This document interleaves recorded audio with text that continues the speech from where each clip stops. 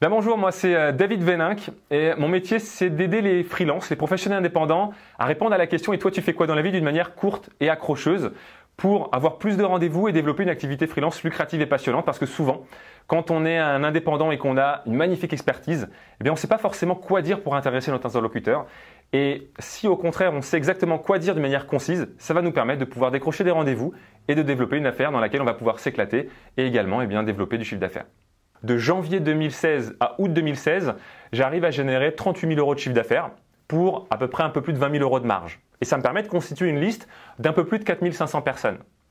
Et à partir du mois de septembre, j'ai pu finalement automatiser les webinaires que j'avais fait, parce que j'ai fait 12 sessions de webinaires qui m'ont permis de générer ce chiffre d'affaires. Et en automatisant, de septembre à décembre, ça m'a permis de générer 119 000 euros de chiffre d'affaires complémentaire.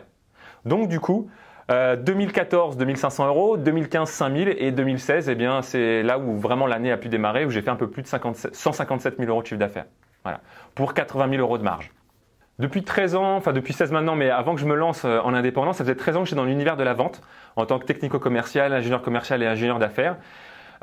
Chaque jour qui passait, c'est pas un jour dans lequel moi je pouvais m'épanouir. Je trouvais pas de sens finalement, parce que c'était quelque chose dans lequel je pouvais faire des choses bien. J'étais bon pour ça. Mais finalement, je me disais, mais si je continue à faire ça pendant 20 ans, ce qui va se passer, c'est que je vais me retourner sur mon parcours et je vais me dire, ok, c'est très bien, j'avais un bon job, j'avais une bonne situation, un bon niveau de revenu, mais est-ce que vraiment, je pourrais dire à mes petits-enfants, je suis super content de ma vie. Est-ce que vraiment je pourrais dire, voilà ce que j'ai fait, je sais pourquoi je l'ai fait, et si c'était à refaire, je ferais exactement la même chose. Et quand je me suis posé ce genre de questions, et vraiment l'élément un petit peu électrochoc, c'est mon fils qui me l'a donné à l'époque, puisqu'il m'a dit, écoute papa, pourquoi est-ce que tous les matins tu vas au travail? Parce que quand j'étais ingénieur d'affaires, je partais le matin, il dormait, quand je rentrais le soir, il dormait. Et un week-end, il me pose cette question. Et je lui réponds du tac au tac, je lui dis, bah écoute, tu sais Timothée, pour avoir une maison, pour avoir des jouets, pour partir en vacances, ben, il faut de l'argent. Et je me dis, ok, mais est-ce que c'est vraiment ça que j'ai envie de transmettre à mes enfants, que finalement la vie, ça se résume à payer ses factures et avoir de l'argent pour pouvoir espérer finalement prendre du plaisir sur des petites choses? C'est pas ça que je voulais transmettre. Moi, je voulais vraiment pouvoir lui montrer finalement que, eh bien, on peut créer une vie qui nous inspire en ayant du sens finalement. Et c'est ça vraiment qui me manquait. Moi, l'élément déclencheur, c'est de me dire, ok, je veux pouvoir avoir du sens dans mes actions, faire quelque chose qui m'épanouisse moi, dans laquelle je sais que si à 90 ans je me retourne sur ma vie, je puisse me dire, ok, c'est génial. Je suis ok avec ma vie, j'ai fait quelque chose qui m'a inspiré, j'ai été utile finalement pour mon entourage et pour les autres. Et voilà, je peux partir tranquille. Voilà, ça a été vraiment ça l'élément déclencheur au départ. Le premier impact en fait que ça a, bien évidemment, c'est sur mon cercle le plus proche, le cercle de la famille, parce que même si ma femme, elle me fait confiance, le fait de pouvoir lui montrer effectivement que ça marche et qu'elle a eu raison de me faire confiance, ben ça, pour moi, c'est super important. Pour elle aussi, c'est important parce que ça la rassure. Et il y a un truc qui est juste super rigolo, c'est que dans toutes ces évolutions-là, je fais du contenu, je crée des webinaires, je crée des vidéos également. Et il y a mon fils, Sévan, qui a aujourd'hui 6 ans. Il a commandé à Noël un appareil photo et il fait des vidéos lui aussi en fait. Et quand je le vois faire, tu vois, oui bonjour, alors c'est Sévan, alors là je suis dans la chambre de mes parents, je vais vous faire une petite vidéo, voilà, j'ai 6 ans. Et c'est trop rigolo parce que finalement, les enfants ne font pas ce qu'on leur dit, les enfants font ce que l'on fait. Ils font vraiment l'effet miroir.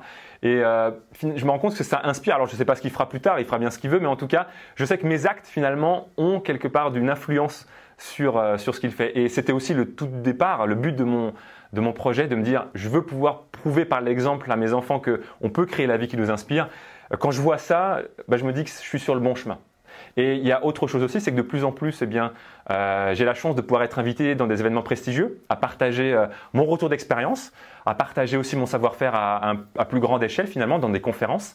Et dans des conférences professionnelles, parce que j'ai des entreprises qui me sollicitent, du coup grâce à ma chaîne YouTube, grâce au contenu vidéo que je partage, pour pouvoir intervenir chez eux, mais également dans des événements sur le web pour partager mon retour d'expérience d'entrepreneur.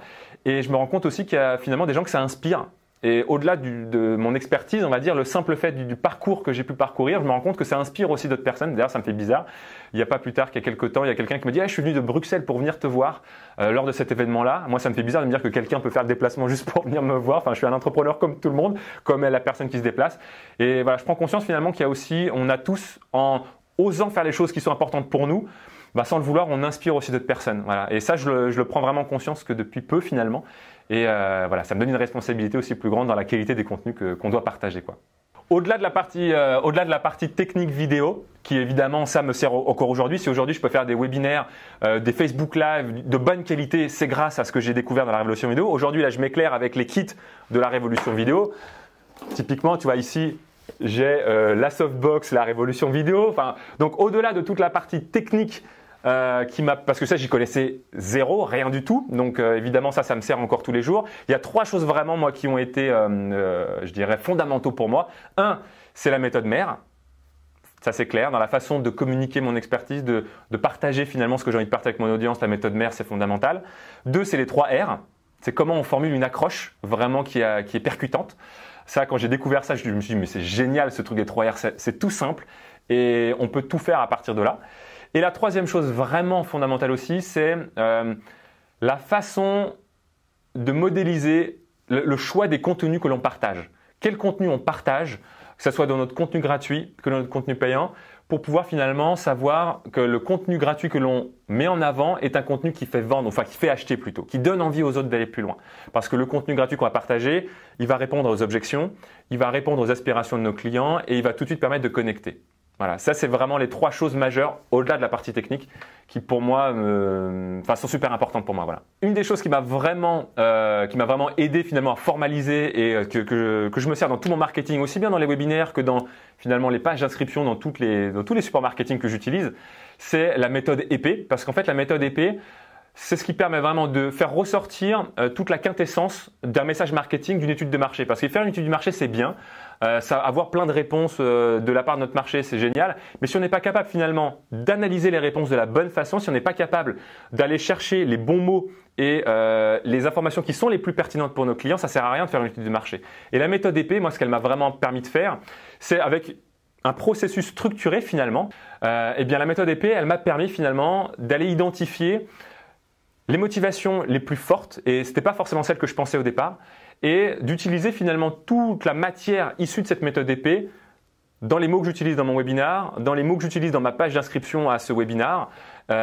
Aujourd'hui, à chaque fois qu'il y a des prospects qui s'inscrivent à une conférence en ligne, eh bien, je leur propose, s'ils le souhaitent, de pouvoir répondre à un questionnaire. Et donc, j'ai de plus en plus de réponses. Et à chaque fois, je reviens finalement sur ce processus lorsque j'ai besoin de me remettre un petit peu au clair. Est-ce que ça change? Est-ce que il y a des nouveaux éléments à prendre en compte? Je refais le même processus de la méthode épée. Ce que je dirais à quelqu'un qui hésite à rejoindre le programme de la révolution vidéo, c'est que c'est normal parce que quand j'ai choisi d'investir finalement sur ce programme-là, moi aussi j'ai eu un moment d'hésitation. Mais je suis convaincu d'une chose, c'est que finalement on est notre meilleur actif et que ce qui va nous permettre d'avoir le plus de retour sur investissement, c'est de progresser, c'est d'apprendre à faire de nouvelles choses, des choses sur lesquelles on n'est peut-être pas forcément à l'aise au départ. Et aujourd'hui, moi je sais que tout ce que j'ai appris au travers de la révolution vidéo, que je réutilise aujourd'hui au quotidien, le retour sur investissement, il est fois, alors je vais pas donner de chiffres, j'en sais rien, mais il est énorme en fait. Parce que finalement, tout ce que aujourd'hui j'ai appris, c'est un petit peu comme l'effet boule de neige en fait. Chaque chose que j'apprends, c'est pas quelque chose que j'utilise une seule fois. Et quand j'apprends des choses et que je les implémente, ça crée de l'actif. Et chaque chose qui vient s'ajouter, s'agglomérer finalement à ma boule de neige, ça fait que au bout d'un moment, finalement, ça a l'effet exponentiel. Voilà, c'est ce qui m'a permis, je pense, aujourd'hui, d'arriver à ce que j'en suis. Alors, il y a encore le chemin est encore long, mais en tout cas, je sais que toutes les choses que j'ai apprises dans la révolution vidéo, je m'en resserre aujourd'hui au quotidien. C'est ce qui me permet de pouvoir avoir les résultats que j'ai maintenant. Et voilà, donc j'espère qu'en tout cas que ce partage vous aura plu, ça peut-être vous aura donné des idées ou éclairé. En tout cas, quelle que soit votre décision, je serais ravi de pouvoir vous retrouver soit sur mon site, peut-être davidvenac.fr, ou alors dans le forum de la révolution vidéo, voilà, pour partager nos expériences futures et nos succès futurs. Voilà, merci beaucoup.